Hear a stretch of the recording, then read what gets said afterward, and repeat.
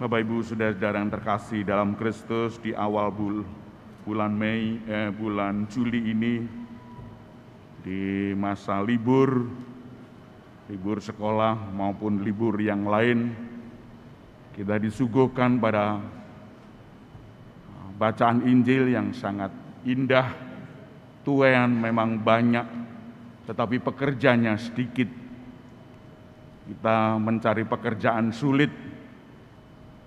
Dikatakan di sini pekerjanya sedikit, tentunya banyak pekerjanya, dan tuaiannya juga banyak. Bapak Ibu saudara-saudara yang terkasih, kita melihat bagaimana Tuhan memilih para muridnya, 70 orang dipilih, tidak hanya 12, 70 orang, dan diutus berdua-dua. Saya merasakan sendiri bagaimana di sebuah paroki, kalau sendirian, tidak ada yang lain. Ketika saya di Cepu, di Sidoarjo, sendirian, kena masalah, ada capek, ada hal yang lain, harus dipikir sendiri, dinikmati sendiri. Tapi kalau berdua-dua, nah ini enak, bisa dialog, bisa omong-omong, dia tukar pendapat, bisa untuk diajak ngobrol, makan pada waktu sarapan, ngobrol, bagaimana pendapatnya untuk kita ini. Serba sulit kalau sendiri. Sekarang ini tidak ada paroki yang sendirian, pasti berdua-dua. Monsinyur Vincentius Sutikno sadar bahwa perlu teman untuk romo-romo yang di paroki-paroki sendiri, lebih-lebih di desa-desa. Kalau sudah capek sendiri, aduh. Bapak Ibu saudara-saudara terkait, meskipun sendiri, tapi ada Tuhan Yesus. Itu pemahaman saya, ada Tuhan Yesus. Saya harus berjuang, harus gembira, harus bahagia dengan pilihan ini. Maka saya gembira dengan pilihan itu, dipanggil oleh orang-orang itu. Tapi pilihan itu dikatakan oleh Tuhan Yesus, kamu seperti anak domba di tengah-tengah serigala. Nah ini, di tengah-tengah serigala bagaimana? Anak domba, kutu, dumuk-dumuk, di tengah-tengah serigala. Ini seakan-akan ingin diterkam. Ya, lihat dalam YouTube, dalam National Geography, serigala menerkam anak domba. Kalau yang dicari-cari oleh serigala paling yang kecil-kecil, yaitu di anak-anak itu, anak-anak domba. Itu makanan empuk, sate cempe. Nah itu sate cempe di sini. Bapak Ibu saudara-saudara yang terkasih, sangat berat untuk diri kita. Tetapi sadar bahwa kita ada, di tengah-tengah kita ada Tuhan Yesus. Sadarlah itu, bahwa ada Tuhan Yesus di balik Bapak Ibu sekalian. Yang berkarya adalah Tuhan Yesus melalui kata-kata Bapak Ibu, melalui tindakan-tindakan Bapak Ibu. Maka kalau di paroki, seperti Pak Roki Ngagel diutus sadar bahwa kita bersama Tuhan Yesus, membaca lektor, mesdinar, diutus untuk mewartakan sabda. Kur, ada Tuhan Yesus. Maka latihan kur jangan main-main, harus sungguh-sungguh latihan kur. Karena Tuhan Yesus nunggoni Bapak Ibu sekalian. Liturgi, katekese, apa saja, Tuhan Yesus menyertai Bapak Ibu sekalian. Oleh karena itu kita bahagia. Kebahagiaan ini diungkap dalam bacaan pertama tadi. Wah, bergembiralah bersama Yerusalem, bersama pilihan Allah.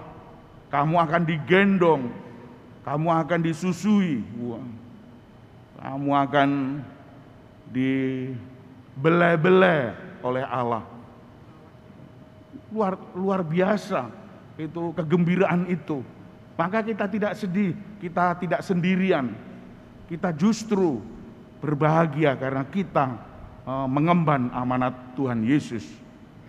Bapak Ibu, saudara-saudara yang terkasih, di tengah-tengah kita sebetulnya harus ada orang-orang yang berani untuk mengambil jalan, meminjam istilah almarhum Romo Mangun Wijaya.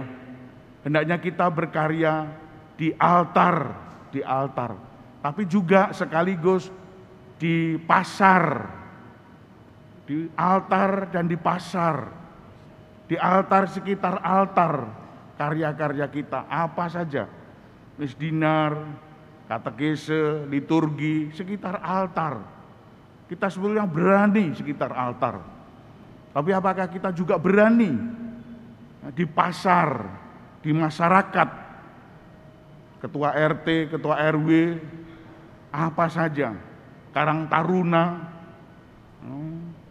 apalagi yang tinggi-tinggi, gubernur mungkin, berusaha sekuat tenaga menjadi bupati, DPR, DPRD, apa saja yang kita lakukan, wali kota, itu apakah kita mau berani berkarya di tempat kita sendiri kecil, berani, tapi di luar, wah jangan dulu, luar ini rame, luar ini gemberah, apa itu, cengkeraman, kita tidak bisa.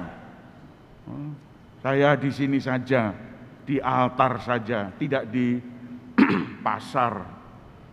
Harusnya kita berani setelah di altar lalu di pasar. Ya, silakan menjadi RT RW di seluruh jajaran kita ini. Oleh karena itu pewartaan kita hendaknya mengutamakan masyarakat. Masyarakatlah Tuhan saya, harus kita utamakan. RT RW sekarang harus mengutamakan masyarakat, rakyat kecil. Rakyat kecil itu kok jalan diperbaiki sudah bagus. Setiap jalan diperbaiki bagus. Harga-harga direndahkan bagus. Sudah dipilih lah untuk itu. Acara-acara dibuat gembira. Buatlah acara-acara gembira. Jangan menjadi RT hanya surat saja, surat pindah, surat cerai, surat apa, surat apa. Harus bergerak ke masyarakat, kunjungi, warga itu dikunjungi. Kalau tidak dikunjungi seperti itu, kedekatan RT RW dengan masyarakat harus dikunjungi. Terobosan-terobosan baru seperti itu. Bapak Ibu saudara-saudara yang terkasih, kita harus juga melihat bahwa hal-hal ini sangat penting. Atau juga menggarap hal-hal yang tinggi, misalnya DPR, MPR, harus kita berjuang untuk hidup di tataran lapisan atas itu. Siapa yang mempengaruhi hidup kalau tidak Bapak Ibu sekalian? Suarakan. Inilah panggilan kita. Inilah di tengah-tengah serigala.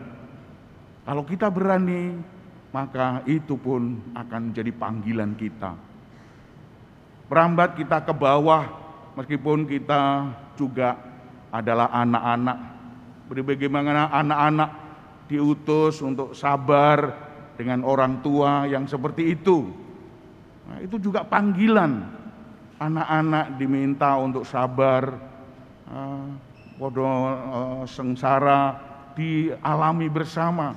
Anak-anak tidak ceriwis, tidak menuntut saja. Tapi dilihat kondisi orang tua bagaimana. Kalau orang tua itu punya, berada, mari kita bicarakan.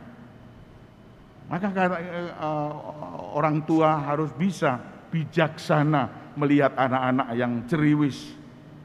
Orang tua harus bisa juga mengetahui apa minat, semangat anak-anak untuk kedepannya. Akan dibawa kemana keluarga ini?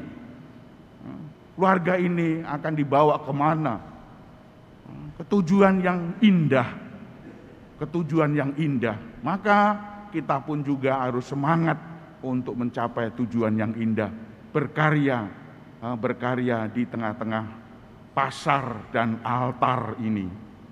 Kalau kita tidak bisa seperti ini, kita bukan anak-anak Allah. Anak-anak Allah adalah milik Allah. Milik Allah, kita adalah milik Allah. Dikatakan dalam bacaan kedua tadi. Kita adalah milik Allah. Saya teringat akan Santa Teresia, kanak-kanak kecil. Santa Teresia itu kalau diminta, saya bahagia kalau saya dipakai sebagai milik Allah. Saya ditendang-tendang oleh Allah, saya dibuat mainan oleh Allah, saya tidak ditinggalkan di pojok ruangan. Saya bahagia kalau saya dipakai Allah. Itulah milik Allah. Allah mau berbuat apa dengan kita? Silahkan Allah. Kita membahagiakan Allah. Bukan Allah membahagiakan kita. Keliru, kita membahagiakan Allah. Kita ini dipanggil, kita diutus, kita ini hadir di dunia ini untuk memuji, memuliakan Allah. Kita berapa umur kita? 70, 80 jika kuat. Kita harus memuji, memuliakan Allah.